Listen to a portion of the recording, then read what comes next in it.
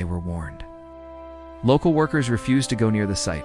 Their guides wouldn't touch the first stone.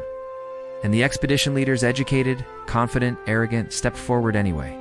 Within days, the first men fell sick. Within weeks, 3 were dead. The official report called it coincidence. But there's a reason this case still bothers archaeologists today. Too many details don't match science. Too many events don't fit chance. And too many warnings were ignored. Because this wasn't just a tomb. It was a system engineered 3,000 years ago to protect something or someone. And when the modern world cracked it open, everything that shouldn't escape did. In the early 20th century, a European-funded excavation team went deep into a desert valley, rarely mapped even today. The site was small, no royal markings, no great monuments, just a single stone entrance carved into a rocky cliff. Not the tomb of a king, not the tomb of a prince, just a minor noble, according to their early notes. But there was a problem. The entrance was sealed thicker than almost any pharaonic tomb ever discovered. The blocking stone wasn't simply slid into place, it was fused, edges melted, gaps filled with some kind of hardened mineral compound. This type of sealing was unprecedented for a low-ranking official. Even stranger, the workers assigned to assist the European team refused to approach the entrance. One said the air inside has teeth. Another said, it sleeps. Do not wake it. Superstition? Maybe. But they were so terrified that the expedition eventually hired new workers from a different region, men with no connection to the old local warnings. It took 3 days to break through the seal, and on the 3rd day, the sickness began. When the final crack split through the stone, the team expected stale desert dust. What they inhaled instead hit them like a wave. Several workers collapsed, coughing instantly. They described the air as thick, sweet, and burning.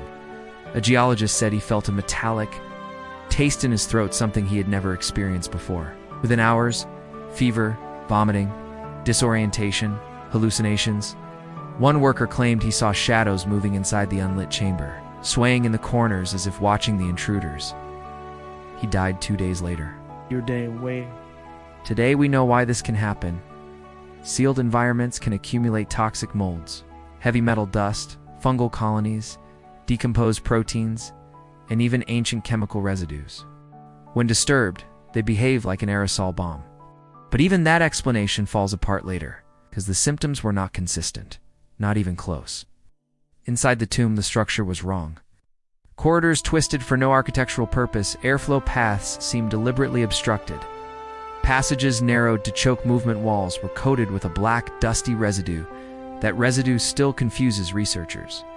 Some say it's cladosporium, a toxic mold. Others suggest lead dust or arsenic-based pigment, both lethal when inhaled. But the most disturbing feature was a stone panel near the inner chamber. It showed symbols translating to, "Breath brings death." Was it a curse? A warning? Simple instructions to future tomb robbers? Archaeologists rarely take inscriptions literally, but this one felt literal. The deeper they went, the heavier the air became. Not the silent, dusty stillness of most tombs. This was different, damp, warm, almost breathing near the sarcophagus. The team found a sealed clay vessel, unlike anything in this period. Burn marks on the outside, a fused lid, and carvings that looked more like containment symbols than decoration. Local workers refused to touch it. The team removed it anyway, recorded once in the official notes. Object removed. Vessel later misplaced. Misplaced. A 3,000-year-old sealed container vanished. Here is where the case becomes more than archaeology. After the vessel was removed, the deaths accelerated and the symptoms changed. Some victims suffered respiratory collapse. Others suffered organ failure. One developed neurological seizures.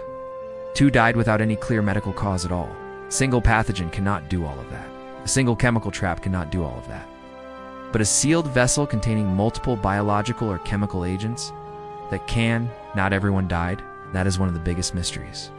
Some workers spent hours inside the tomb, breaking stones, inhaling dust, touching surfaces, and survived.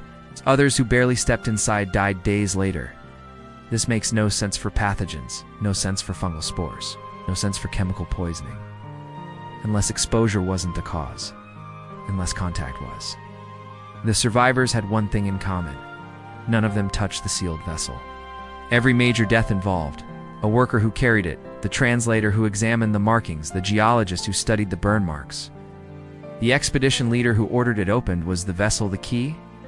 Some archaeologists privately believe so. Publicly, they avoid the topic entirely. Today, the official theory is toxic black mold, heavy metal dust, ancient fungal spores, decomposed organic compounds, zero ventilation, inhalation, shock, bad sanitation, weak immune systems, and sheer coincidence. This explanation is tidy, logical, comfortable, but it doesn't explain the vessel's disappearance, the mismatched symptoms, the delayed deaths, the survivors who should have died, the architecture designed to trap air, the literal warning, breath brings death, and it certainly doesn't explain why the site was sealed with unnatural precision, or why someone built a tomb with the clear intention that no one should ever enter it again. 3 theories dominate professional debate today. 1. An early biological trap. Engineers using primitive chemistry to weaponize arsenic vapor, copper, dust mold spores, decomposed proteins. This would make the tomb an ancient form of chemical deterrent. 2. A containment chamber, meaning the vessel wasn't protecting the dead. It was isolating something hazardous from the living. Some ancient cultures isolated diseases without even understanding microbiology, simply through observation. 3. A ritual object that should never be removed. Even if not supernatural, some artifacts were believed to carry spiritual or symbolic contamination. Breaking a ritual seal could mean exposure to dangerous preserved compounds. Whichever theory is right, the conclusion remains the same. Someone 3,000 years ago knew exactly what they were doing. They built a tomb that wasn't meant to be visited, because something inside wasn't meant to be touched. This story isn't about curses, it's about knowledge. Ancient knowledge, buried and forgotten. Science can explain most of it, but not all. The tomb remains one of archaeology's most disturbing mysteries, because every explanation leaves one final unanswered question: what was inside that vanished vessel? And why did someone go to such extreme lengths to seal it away forever? Some tombs protect the dead. This one protected the living, till someone broke the seal. If this journey through history spoke to you, tap that like button, subscribe, and ring the bell. More real stories from the past are on the way.